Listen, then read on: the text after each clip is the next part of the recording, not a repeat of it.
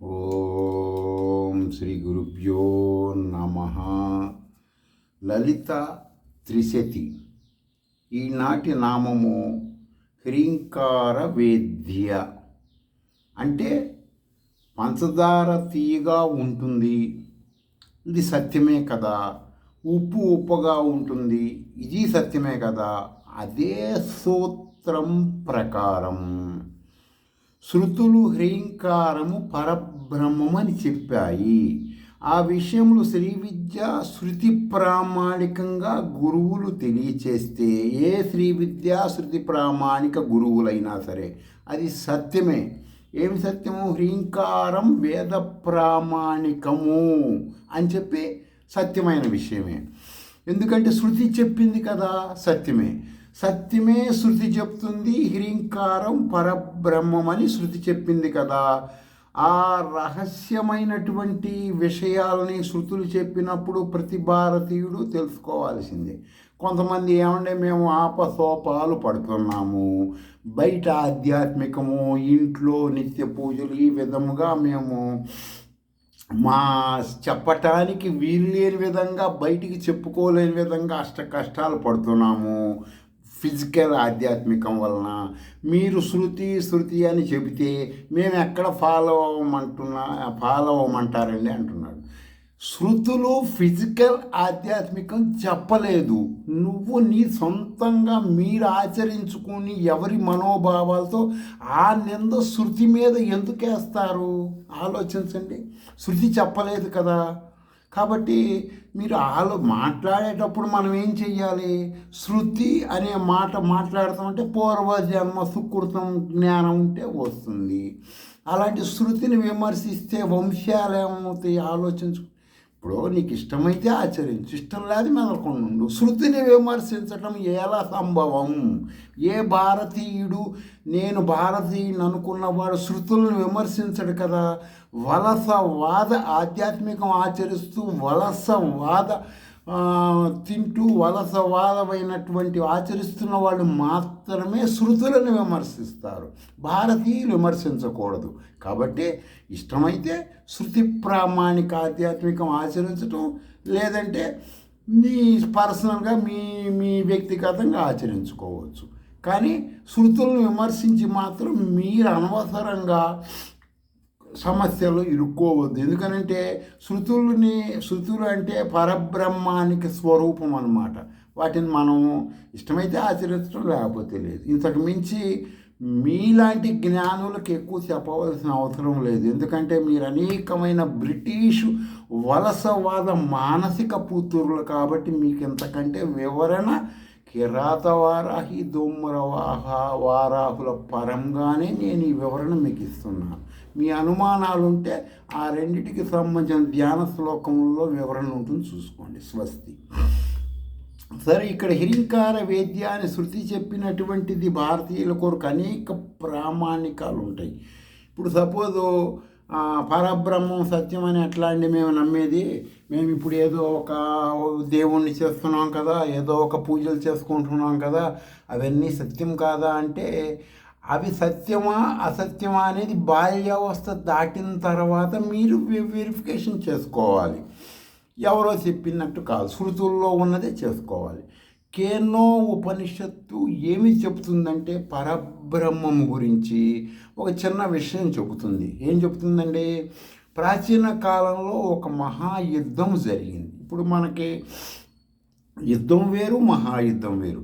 ఆ మహాయుద్ధం జరిగినప్పుడు ఆ యుద్ధములో దేవతలు, తర్వాత దేవతలు అంటే ధర్మాత్ములు అని అర్థం అండి. ఇప్పుడు మహాభారత యుద్ధం జరిగింది కదండి, ధర్మానికి అధర్మానికి అని శ్రీకృష్ణుడు చెప్పాడు కదా. అదే సూత్రం దానికి బిఫోర్, మహాభారతానికి రామాయణానికి బిఫోర్లో ఒక యుద్ధం జరిగింది. ఆ యుద్ధంలో వచ్చేసి మన వలసవాదులైనటువంటి ఆధ్యాత్మిక పరుల వలన మన చరిత్ర మనకు అందట్లేదండి. అర్థమైందండి? సరే, ఆ శృతి ప్రామాణిక ధర్మాత్ములు విజయం సాధిస్తారు. ఈ విజయంలో కొంతమందికి ఇప్పుడు మామూలుగా ఇప్పుడున్న దేశమాన కాలమాన పరిస్థితులను బట్టి అప్పట్లో కూడా కొంతమంది దేవతల్లో వచ్చేసి వాళ్ళు తీసుకుంటున్న ఆహారాలు, అందుకని ఆహారం చాలా శుద్ధి అంటుంటారండి. తర్వాత ఆహారం రీత్యా కానీ, లేకపోతే ఇతరత్ర కొన్ని కొన్ని ఇంద్రియాల ద్వారా కానీ, లేకపోతే ఇప్పుడు ఉన్నటువంటి జనరేషన్లో వాళ్ళకి జ్ఞానం ఇవ్వాలన్న సంకల్పంతో కానీ అప్పుడున్న దేవతలు కొన్ని చేస్తారండి. దాన్ని మీరు అది మనం జ్ఞానం కోసం వాళ్ళు చేశారని చెప్పుకోవచ్చు, లేకపోతే వాళ్ళకి జ్ఞానం కలిగటానికి పరమాత్మ చేశాడని కూడా ఊహించుకోవచ్చు. అనుష్ఠానం చేస్తే కానీ అది తెలీదు. ఆ దేవతలకి తలపొగలు వచ్చి మా వల్లనే ఇప్పుడు దేవతలకి రాక్షసులకి యుద్ధం జరిగింది, ధర్మానికి అధర్మానికి యుద్ధం జరిగింది, ధర్మం గెలిచింది.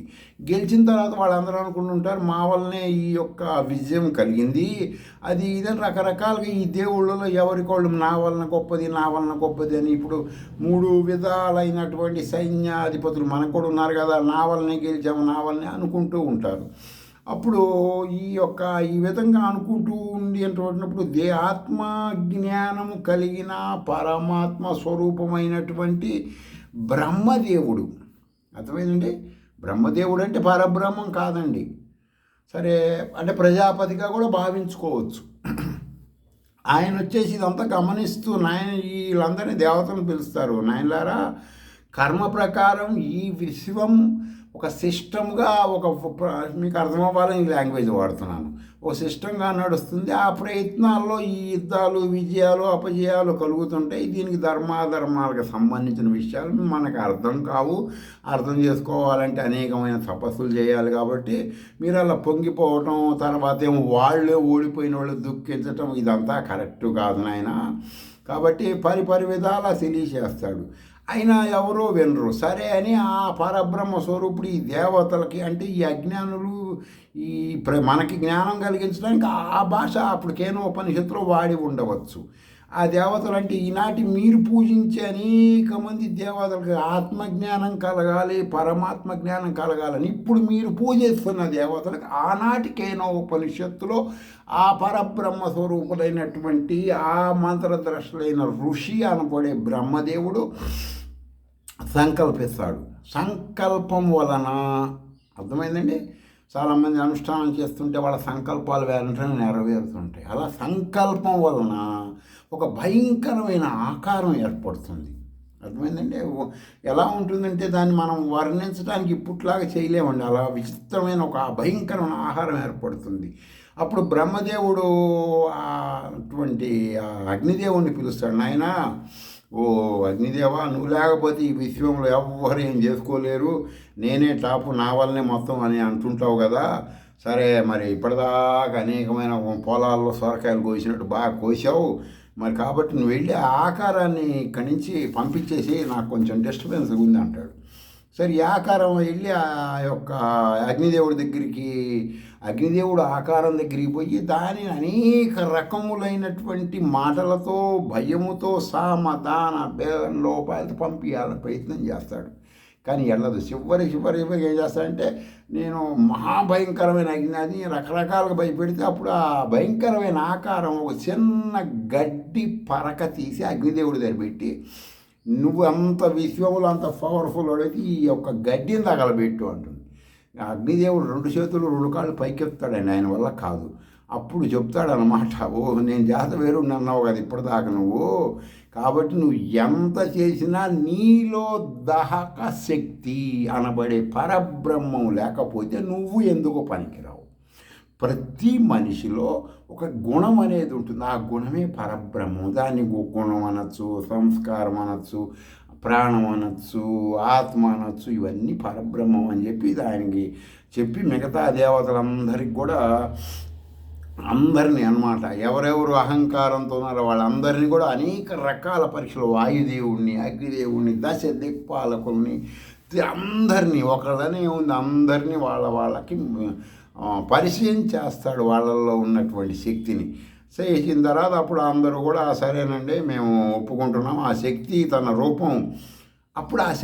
రూపం స్త్రీగా మార్చుకుంటుంది. అర్థమైందండి. ఇది అగ్నిదేవుడు సంకల్పం ద్వారా ఏర్పాటు జరిగినటువంటి భయంకర ఆకారం స్త్రీగా మార్చుకుంటుంది. అప్పుడు ఈ సంకల్పం చేసిన ఆయన చెప్తాడు వీళ్ళందరికీ, ఈమె పేరు ఉమా. అర్థమైందండి. ఈమె పేరు ఉమా అంటారు. ఈమె పరబ్రహ్మ యొక్క సగుణాకార స్వరూపము. మనం నిరాకార స్వరూపం దర్శించలేము. మన కోసం ఆ పరబ్రహ్మని సగుణాకారంగా వచ్చాడు. కాబట్టి మనం ఫిజికల్ ఆధ్యాత్మికం బాల్యావస్థ వరకు కూడా చేసుకోవచ్చు. ఆ తర్వాత నిరాకార నిర్గుణ పరబ్రహ్మని చెయ్యాలి. ఈమె స్త్రీ రూపంలో మనకి సగుణాకార పరబ్రహ్మ అని చెప్పి ఆమెను ఉమాది అని చెప్పి రూపంగా పరిచయం చేస్తాడు ఈ దేవతలకి. కాబట్టి మీరందరూ కూడా ఈమె ద్వారా పరబ్రహ్మని తెలుసుకోవాలి. ఈమె యొక్క అసలైనటువంటి పరబ్రహ్మ శక్తి మనలో ఉంటుంది. మనకు అర్థం అవ్వాలని మన జ్ఞానానికి పరీక్ష కోసం పరమేశ్వరుడు అనబడే ఆత్మస్వరూపమైన పరమాత్మ మన మీద జాలితో మనకి ఈ విధంగా తెలియజేయడం జరిగింది. ఈ సిస్టమ్ మొత్తం ఎవరవునన్నా ఎవరు కాదన్నా ఎవరు విమర్శించినా ఎవరు విమర్శించకపోయినా ఒక రౌండ్ తిరుగుతూనే ఉంటుంది నాయన. ఎవరెన్ని మాట్లాడుకుంటున్నా ప్రళయం నుంచి ఆది నుంచి అంతం వరకు, అంతం నుంచి మళ్ళీ జననం వరకు ఇదంతా ఒక సిస్టము. సంకల్పాలు ఉంటాయి కదా, సంకల్పాలను బట్టి జరుగుతూ ఉంటాయి. ఇవన్నీ చెప్తాడనమాట.